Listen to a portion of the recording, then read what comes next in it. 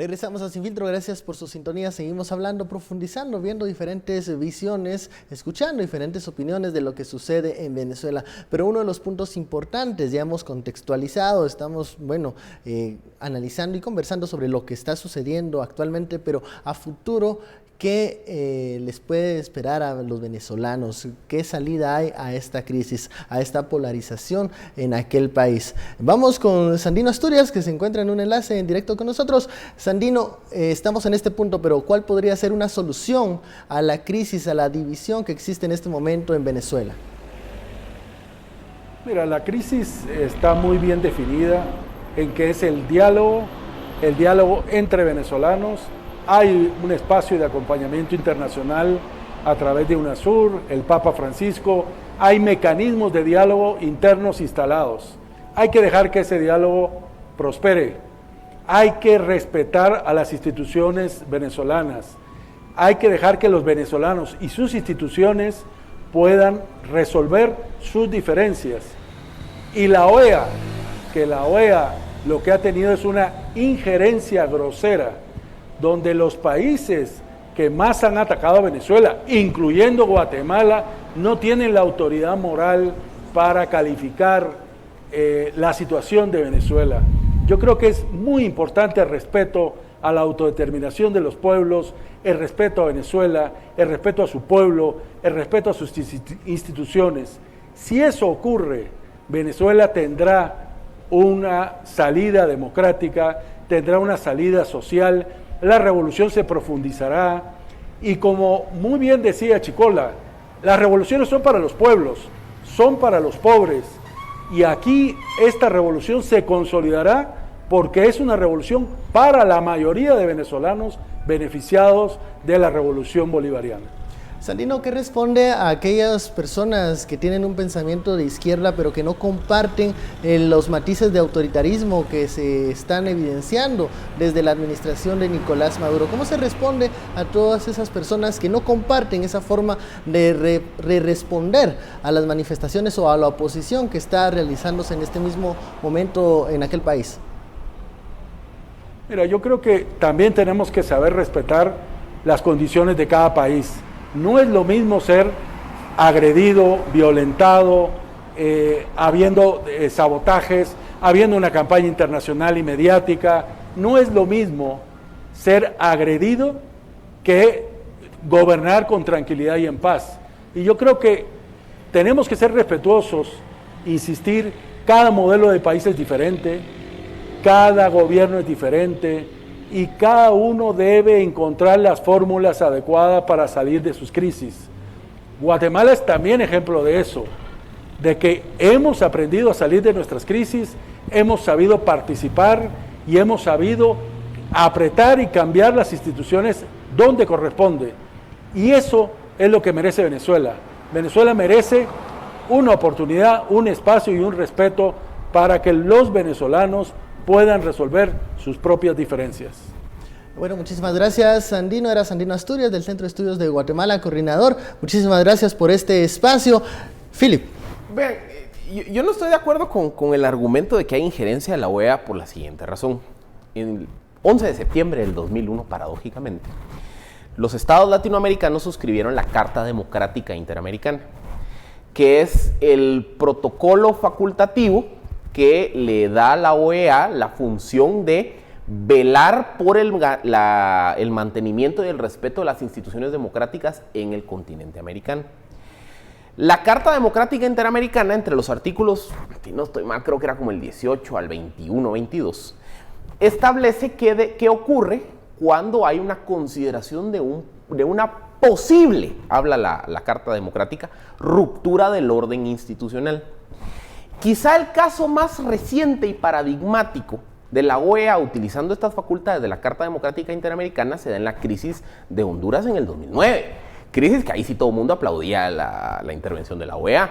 Que la OEA que dijo, mire, el procedimiento que utilizó el Congreso hondureño de montar al presidente Zelaya en un avión, sacarlo del país y después que la Corte tomara la decisión de defenestrarlo, atentaba con lo que yo entiendo que dice su Constitución. Y por eso la OEA sanciona a Honduras y se genera pues toda esta crisis política del 2009-2010.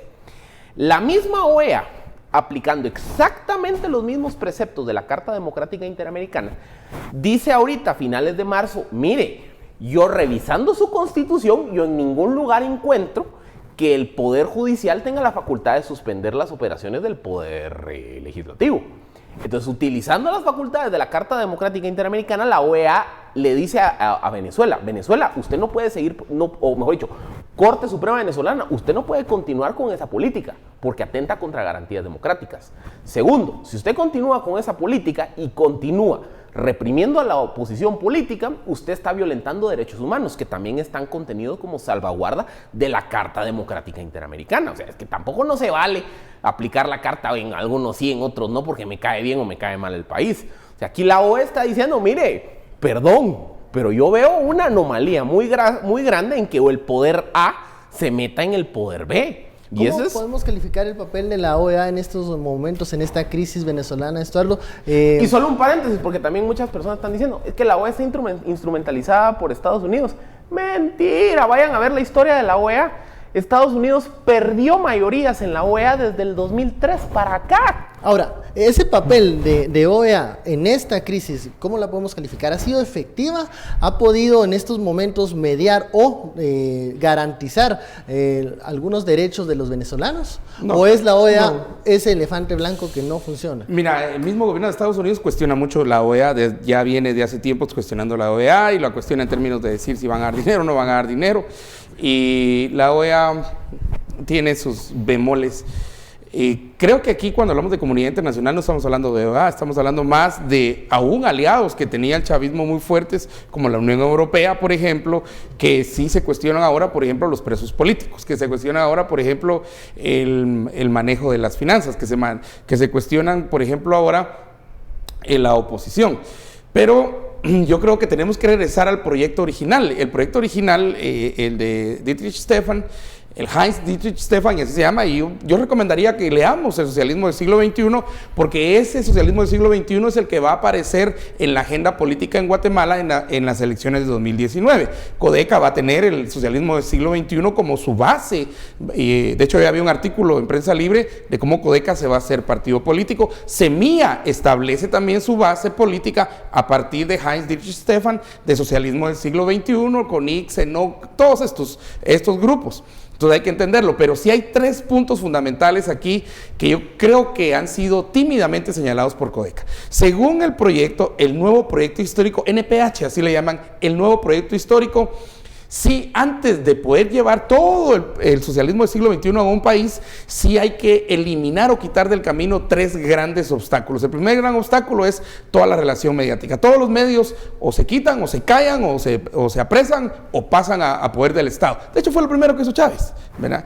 Lo segundo es la oposición. La oposición sí tiene que quitarse porque el proyecto no es factible con una oposición muy fuerte. Y tercero, si hay oposición en cierto momento, entonces generar la mayor cantidad de crisis para poder justificar, aplastar la oposición y luego también el control económico. Eso es fundamental para el proyecto de socialismo del siglo XXI, según lo explica el mismo Dietrich. Y eso es lo que se podría dar en este caso, se está dando. OEA no ha señalado nada de eso. Se ha ido a la parte legal, se ha ido a la parte constitucional. Sí, pero no se ha ido a la parte, por ejemplo, de prisioneros, de eliminación de medios de comunicación. Este programa no sería posible en Venezuela.